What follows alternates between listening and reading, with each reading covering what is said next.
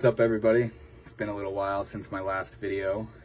I was just chilling here and somebody made a very thoughtful comment on an older video of mine. And reading it, it completely inspired me and threw me into contemplation of the very thing that they're talking about here. And I just thought it would be cool to share this comment with you guys and in the same moment answer this person's question, share it with you guys, and contemplate on it myself as well, because it's just very relevant and complex what this person is talking about, and I feel you could all relate to this in some way. I definitely can. That's why I'm here making this video. But yeah, I just want to read this comment to you guys and then see what you think about it, and then I'm going to talk and see how I feel about it as well, because it's definitely more than just being able to write out some response to them. So whoever wrote this comment, I hope you're watching, because this is going to be your response right here, even if you weren't asking for one. So the comment was on my video, an old video of mine, MDA Trip Report, my first Entactogen. And the comment says, hold on, let me get it. The comment says, I just went to a rave a few days ago and tried MDA for the first time. I ended up hanging out with this guy that I was acquainted with previously, but didn't know really well. Didn't really know all that well. He was coming down from his trip and felt awful. Meanwhile, I was peaking, but I didn't want to leave him by himself, so we went and sat down on these chairs. We sat there the entire night, experiencing the most open and deep connection ever. The music was syncing up with our trip. Our thoughts and emotions were fluid with each other, and he was making so much sense to me on every level. I was blown away by how connected I felt to him. We would both have waves of anxiety, but were able to help each other feel comfortable again. Everything felt so perfect. We sat there for hours just vibing with each other. Then, a few days later, I hung out with him sober because I thought, there's no way that was just the drugs. And it was totally just the drugs. Is this normal? Do drugs make you feel things that aren't real? Did I just make all that shit up in my mind because I was rolling? I'm kind of bummed about it, honestly. I thought we had something cool. Beautiful comment, beautiful reflection of your own experience of what happened. Anybody that plays with psychedelics or things like MDMA or MDA and continuously has worked with them, they know just what you're talking about. They're right there with you. They've been through the same thing. They've wondered the same things. They've struggled with the same things. I have as well struggled with this whole idea of, why did these drugs, you know, capital D, emphasize and open me to such love and such openness and affection and truth, and being able to just be myself and, you know, be so connected with this other person where we're looking each other into the eyes and we're seeing our souls. And then the next day or a few days later, the drug has worn off, because that is the chemical nature of how these things work. Everything's doing that, but drugs are a really nice psychoactive example of that, you know, of that up-down type thing.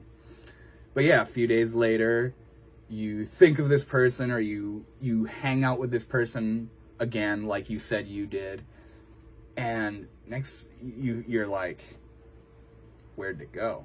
You're looking in their eyes, and they're looking at you like it's not the same, and you're both trying to get back there. You're both trying to be close, or be one, or be unified, or whatever it was that you felt you were experiencing that night. Now you're trying to get back there. And just through the sequence of events and how the conceptual thinking mind works, it leaves you going, was that closeness we experienced that night because of the MDA? Are we not even that close? Is he not even that good of a person? Am I not even that open? Was it just the drugs? Was that not even real? All those questions begin to pour out when we realize this contrast, you know? And it can be so hard because of our conditioned minds, how we say things like, that wasn't real because I was on drugs. So there's certain things that stand out, you know. To me at least, the first being that of course it was real. Of course it was real. You know, you imagining any time during one of the experiences I've had similar like that, to imagine myself going, this isn't real. That's so silly. And, you know, imagine yourself in that moment with that person going, this isn't real. No, that goes against every which way you're feeling in that moment. And that moment, that night of openness and truth and oneness and just acceptance and happiness, why would that be fake? Why would that not be real? If it was catalyzed by a drug, that makes it no different than being catalyzed by going to the rave or meeting this person or the mood you were in or anything you were doing. Anything is the supposed catalyst for such an experience. And when we look at it like that caused that, you know what I mean? The cause and effect type thing going on. The MDA was why we were so close, and because I'm here now with this person and I don't feel close with them, what we felt back then was fake, and this must be real.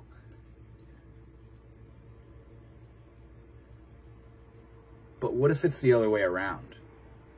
What if it's the other way around? What if the MDA allowed this mind, this very tense, reflexive, reactive, irritated, sad, separate mind, what if the MDA just kind of nudged it and opened the doors and allowed it to relax? And in relaxing, in just being yourself and being open and being you, that's what it's like. I mean, obviously not the psychoactivity and the rolling of it, which of course is exclusive and unique and one of a kind to that moment itself. But the truth of it, the realness that here we are, dude, you know, me and you, this is life. I love you. We're so close. This is it right here. Look at this existence. This is incredible. Hear this music. Isn't this just perfect? That's real, dude. That's real. That's more real than what we live in every day.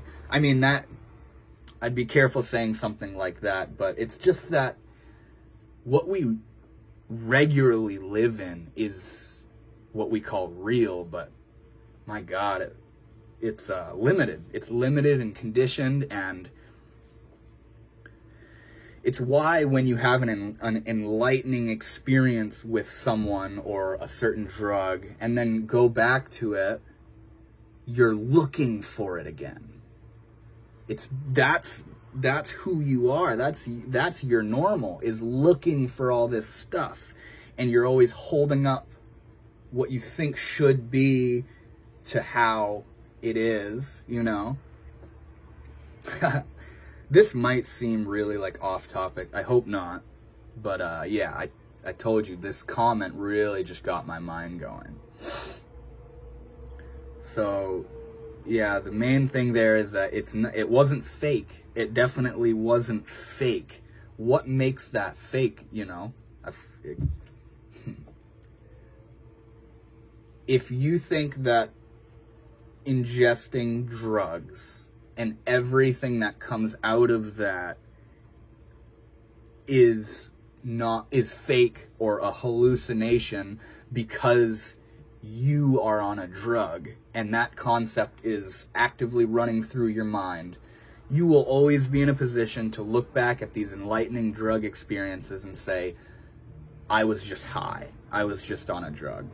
The drug was just messing with my mind and messing with that person's mind. But I don't think there's a difference. I don't think there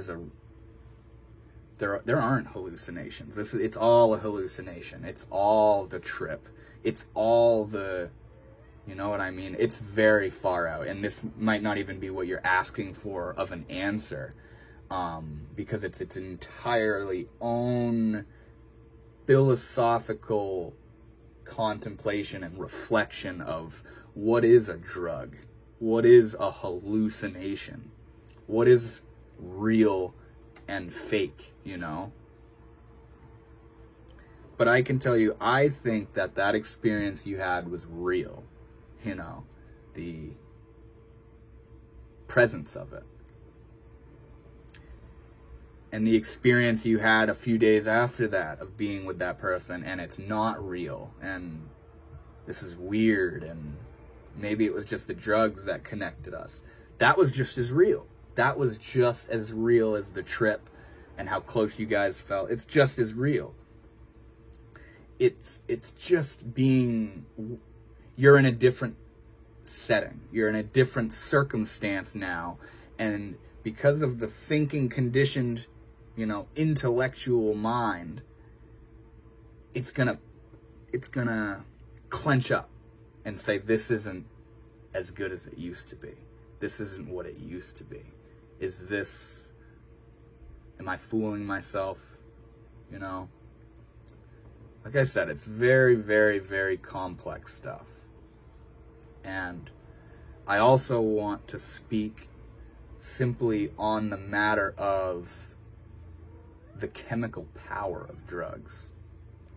I've heard it said before that MDMA is the kind of drug that you go out and do it at a rave, and then you come home and you go to sleep, and you wake up in the morning and you don't love your wife anymore. You don't love your kids anymore. You don't like your job anymore. And it's not like you're addicted to MDMA, but what you experienced last night or the few days ago through the vehicle of MDMA or MDA opened you to a place of yourself that you didn't even know to be possible. And it was brought on through the rising intensity of the drug at that moment. So it's 2 days later, and I got kind of interrupted as I was making that video by my brother just coming upstairs and never got back to continuing with what I was saying. But now I just watched back of that clip I made, and I want to finish off what I was saying in my response, which is what I was talking about was basically the power of drugs, the actual chemistry that's going on that some of us might not consider or appreciate, you know, enough, or even know about and understand. So the thing with drugs, psychoactive drugs, especially, you know, and it doesn't even matter what, just think of any sort of hard drug, strong drug. It doesn't matter where you are and what you're feeling and how this body complex is situated. And there are certain conversations where you could say it does indeed matter. Hold on. But the point I'm making here is when you take a drug, it doesn't matter what you're going to do. It runs this course through your body. It runs this system through your body. And that's what we call getting high. And we call the trip or the high, the experience I had.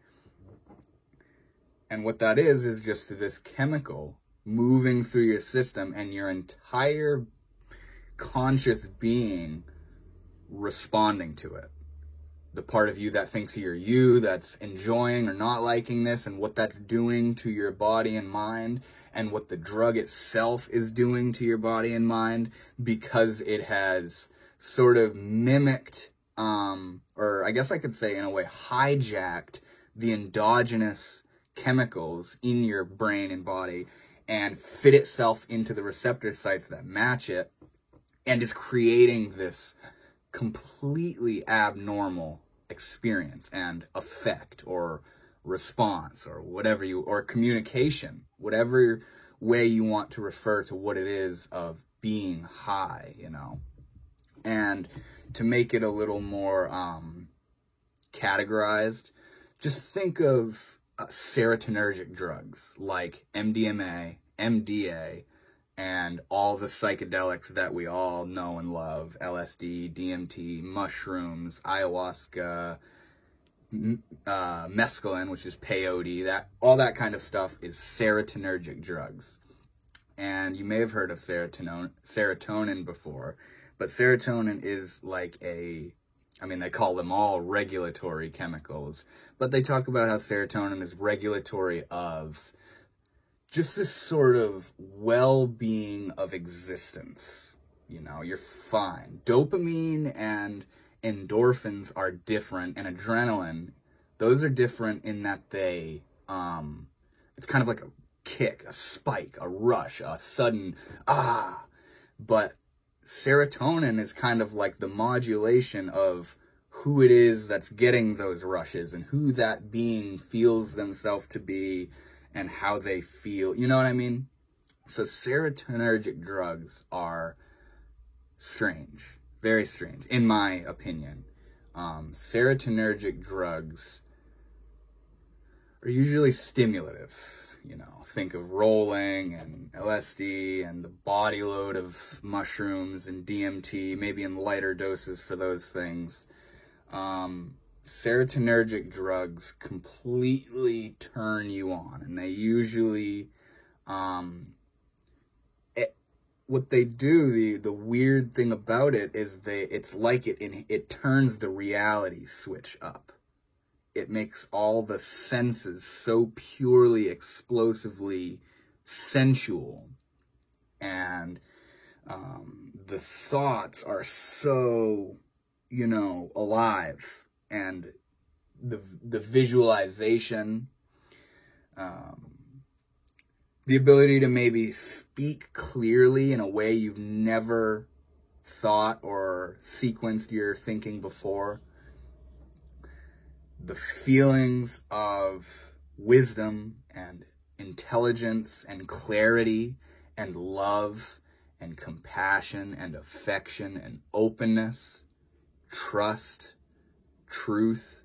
You know, I could go on and on just being like, wow. Or the other end of the spectrum where, you know, this is what people call a bad trip, but it's too much. You're overwhelmed. This is, oh my God, this is like, what is this? This is just too much power, too much energy, too much something. You know, it's too intense, man. You know what I mean? So serotonergic drugs do something very weird to our very being. And all drugs do, but they work in different ways. And serotonergic drugs are strange.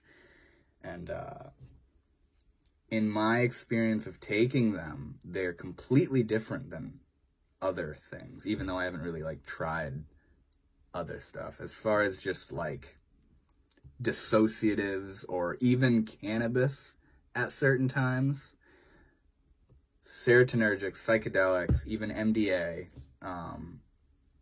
it turns something on in us that is very quiet or sleeping or resting deep inside of us. And it's almost like what we find inside of those ecstasies of those drug experiences is like what we've always wanted, who we've always wanted to be, who we thought we were, who we used to be, how we thought it all was, how it should be. You know what I mean? And this is a whole controversial thing of like, maybe you just like being high, you know what I mean? But these drugs have the ability and the potential and the power and sort of like potential energy, you know, potential energy. Remember in physics class, when you take these drugs, the potential energy of the way you look at the world, the way you look at people, the way you look at yourself, how joyous it is to be alive, how horrible it is to be alive, how much you love everyone, how much you hate everyone. Taking these drugs is, to me, you're not just getting high. You're not just having a drug experience. That's a cute story for people that like to just chill out, you know what I mean? But what's going on when we do this stuff is very, very complex. And that's why it makes us ask these kind of questions of, was that even real? You know, think about what you're asking. What is real? What is reality? And yeah, these things have a lot of potential and open a lot of doors, you know. I think that's what a lot of Aldous Huxley's The Doors of Perception was about, was the incredible and maybe even infinite avenues of perception of this existence and this life.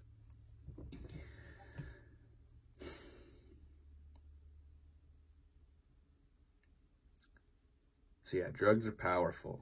Drugs are powerful.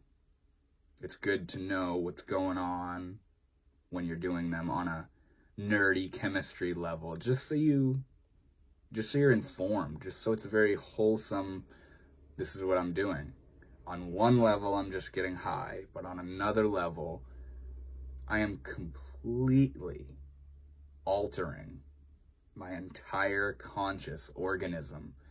And for the period of time, you know, that I'm going to be high on this thing, this conscious organism is in a completely different relation to everything, all of the universe.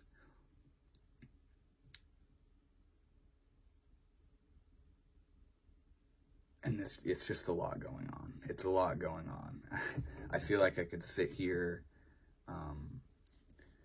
sort of like the Doors of Perception, just go down all of the different avenues of